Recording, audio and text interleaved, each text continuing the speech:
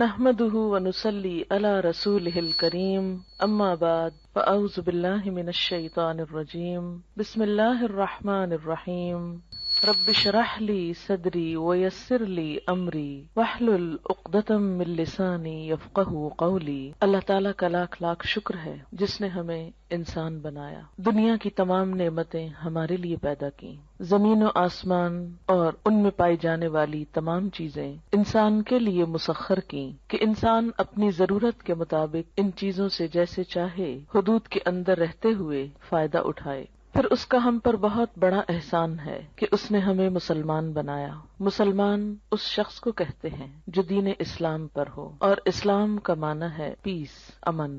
گویا مسلمان وہ شخص ہوتا ہے جو پرامن ہوتا ہے، اندر سے پرسکون ہوتا ہے، لوگوں کے ساتھ پرامن ہوتا ہے۔ لوگوں کے ساتھ وہی شخص پرامن ہو سکتا ہے جو اندر سے پرسکون ہو۔ اگر کوئی شخص خود اندر سے بے چین ہو، غیر مطمئن ہو، غم، غصے، غضب کا شکار ہو، وہ شخص دوسروں کے ساتھ اچھا معاملہ نہیں کر سکتا۔ اسی طرح وہ شخص جو اندر سے بدنیت ہو، حسد کا شکار ہو، بدگمانی کا شکار ہو، برے جذبات کا شکار ہو، وہ شخص بھی دوسروں کے ساتھ اچھا برتاؤ نہیں کر سکتا۔ نبی اکرم صلی اللہ علیہ وسلم نے مسلمان کی تعریف یہ بتائی کہ المسلم من سلم المسلمون من لسانہ و یدہ، مسلمان وہ ہوتا ہے جس کے ہاتھ اور زبان سے دوسرے مسلمان سلامت رہیں، یعنی ان کو کوئی تکلیف نہ پہنچے۔ تو جیسا میں نے عرض کیا کہ دوسروں کو سلامتی وہی دے سکتا ہے جس کا اپنا دل سلیم ہو، سلامت ہو۔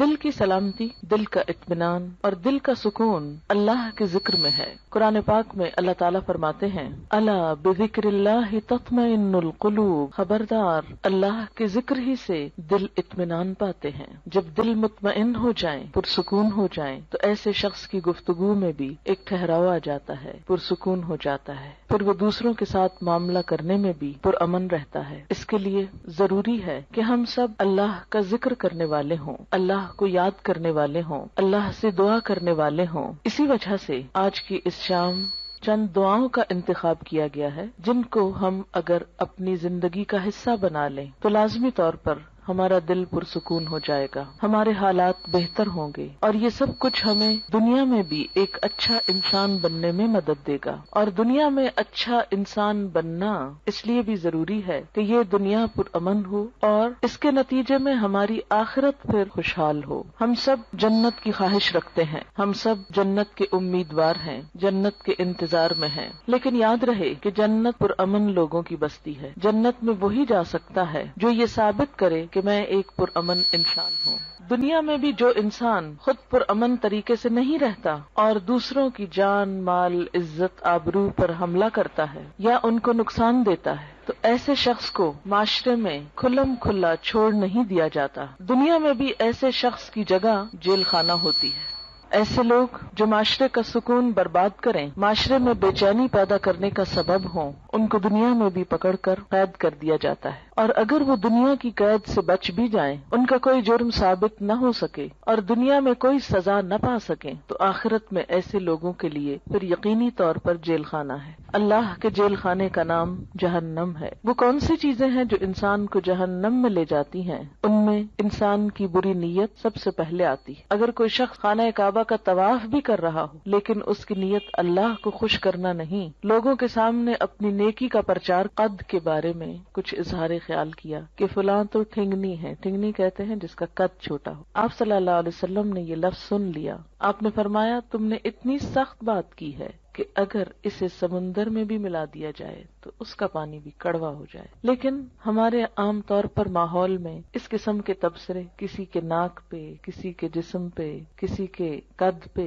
کسی کے رنگ پہ، کسی کی چال پہ، کسی کی لباس پہ کس قدر عام ہے، اور کبھی ہم نے منہ سے ایسے غلط لفظ نکالتے ہوئے سوچا بھی نہیں کہ ہم کوئی بری بات کر رہے ہیں۔ ہم کہتے ہیں تو کیا ہوا، وہ ایسے نہیں ہے، میں کوئی جھوٹ کہہ رہا ہوں، اور یہ کہہ کر اپنے آپ کو مطمئن کر لیتے ہیں اور پھر رواں تبصرے شروع کر دیتے ہیں۔ عام طور پر گفتگو کا موضوع لوگ ہوتے ہیں اور لوگوں کے ظاہر پر، حالت پر شکل و صورت پر زیادہ تبصرے ہوتے ہیں۔ ان تمام اخلاقی برائیوں سے بچنے کے لیے ضروری ہے کہ انسان اللہ تعالیٰ سے مدد مانگے، اللہ تعالیٰ سے مدد لے۔ قرآن پاک میں اللہ تعالیٰ فرماتے ہیں کسی بھی مشکل سے نجات پانے کا جو ذریعہ ہے وہ ہے وَاسْتَعِینُوا بِالصَّبْرِ وَالصَّلَاةِ، مدد مانگو صبر کے ساتھ اور نماز کے ساتھ۔ نماز اللہ کے ذکر کا بہترین طریقہ ہے، اللہ کو یاد کرنے کا۔ نماز ایک دعا بھی ہے، لیکن نماز کے علاوہ یا نماز کے بعد بھی اللہ کو یاد کرنا اہل ایمان کا طریقہ ہوتا ہے۔ دعا ایک عبادت ہے، نہ صرف یہ کہ عبادت ہے بلکہ عبادت کا بھی نچوڑ ہے، عبادت کا بھی اعلیٰ ترین حصہ ہے۔ حدیث پاک میں آتا ہے کہ جو اللہ سے دعا نہیں مانگتا اللہ تعالیٰ اس سے ناراض ہو جاتا ہے۔ بعض اوقات ہم یہ سمجھتے ہیں کہ اللہ کو تو پتہ ہی ہے ہم کو کیا چاہیے، اور وہ تو ویسے بھی دے سکتا ہے، ہمیں مانگنے کی کیا ضرورت نہیں۔ آپ صلی اللہ علیہ وسلم نے فرمایا جو لوگوں سے مانگتا ہے لوگ اس سے ناراض ہوتے ہیں، اور جو اللہ سے نہیں مانگتا تو اللہ تعالیٰ اس سے ناراض ہوتا ہے۔ تو ہمیں لوگوں کی طرف توقع رکھنے اور ان سے مانگنے کی بجائے اللہ کی طرف رجوع کرنا چاہیے۔ دعا انسان کی بندگی، عاجزی اور اس کی عبادت کا ایک ذریعہ ہے، ایک طریقہ ہے۔ اللہ تعالیٰ اس بات کو ناپسند کرتے ہیں کہ کوئی بندہ اس کے آگے ہاتھ پھیلائے اور پھر وہ ان ہاتھوں کو خالی لوٹا دے، کیونکہ وہ کائنات کا بادشاہ ہے۔ لیکن عموماً ہم دعا مانگنے میں کچھ ایسی غلطیاں کرتے ہیں کہ جن کی وجہ سے دعا قبول نہیں ہوتی۔ اس میں سب سے بڑی غلطی یہ ہوتی ہے کہ بسا اوقات ہم دعا تو مانگتے ہیں لیکن غفلت کے ساتھ توجہ نہیں کرتے، ہمیں یہ نہیں پتا ہوتا ہم مانگ کیا رہے ہیں۔ بعض اوقات کیا کرتے ہیں، کسی مشکل کے لیے وظیفہ تو پڑھتے رہتے ہیں، کوئی مخصوص آیت 1000 دفعہ پڑھ لی، 2000 دفعہ پڑھ لی، لیکن دعا نہیں مانگتے۔ ہم سمجھتے ہیں کہ صرف یہ آیت پڑھنے سے ہی کام ہو جائے گا۔ اس طرح ہم اپنے اوپر ایک ناروا بوجھ بھی ڈالتے ہیں اور دعا سے بھی محروم رہتے ہیں۔ بعض اوقات ایسی دعائیں مانگتے ہیں جو اس موقع کی مناسبت سے نہیں ہوتی۔ بعض اوقات ہم کچھ چیزیں تو مانگ لیتے ہیں روٹین میں یا رٹے رٹائے جملے بول دیتے ہیں، لیکن ان کو محسوس نہیں کرتے۔ اور بعض چیزیں ہماری ضرورت کی ایسی ہوتی ہیں کہ جن کو مانگنے کا ہمیں سلیقہ ہی نہیں آتا کہ وہ بھی مانگنی چاہیے۔ اس لیے وہ تمام چیزیں ہم مانگیں جو نبی صلی اللہ علیہ وسلم نے مانگی۔ وہ کیوں، کس لیے؟ اس لیے کہ آپ ہمارے لیے ایک بہترین نمونہ تھے، آپ کی دعائیں بھی قبول ہوئیں، آپ کے مانگنے کا طریقہ بھی ہم سے زیادہ بہتر تھا، اور آپ نے وہ تمام چیزیں مانگی جو مانگنی چاہیے اور جو ہمیں بھی اپنی زندگی میں مانگنی چاہیے۔ یہ زندگی ہمیں ایک دفعہ ملی ہے، اس زندگی کو ضائع ہونے سے بچا لینا چاہیے، دوسرا چانس نہیں ہے۔ اگر آج ہم نے اپنے وقت اور اپنی زندگی کی قدر نہ کی اور کچھ چیزوں سے محروم رہ کر دنیا سے چلے گئے تو یہ محرومیاں مستقل ہو سکتی ہیں۔ اس لیے عقل مند شخص وہی ہے جو اللہ سے مانگتا رہے۔ دعا انسان کی کوششوں میں ہونے والی کمی کو بھی پورا کر دیتی ہے۔ ایک شخص جو مانگتا رہتا ہے وہ اگر عمل میں کچھ کم بھی ہو تو دعا عمل میں آگے بڑھاتی ہے، اور اگر پھر بھی کمی رہ جائے تو اس کمی کو پورا کر دیتی ہے۔ ہماری کچھ دعائیں تو مانگی ہوئی فوراً پوری ہو جاتی، کچھ ایسے ہوتی ہیں کہ جو پوری نہیں ہوتی لیکن ان کے بدلے کوئی آنے والی مصیبت ٹل جاتی ہے۔ آپ صلی اللہ علیہ وسلم نے فرمایا کہ ایک طرف سے دعا اٹھتی ہے اور دوسری طرف سے مصیبت آ رہی ہوتی، وہ دونوں آپس میں جھگڑنے لگتی ہیں۔ دعا مصیبت کو اوپر لے جاتی ہے کہ واپس جاؤ، اس بندے پہ نہیں آؤ، اور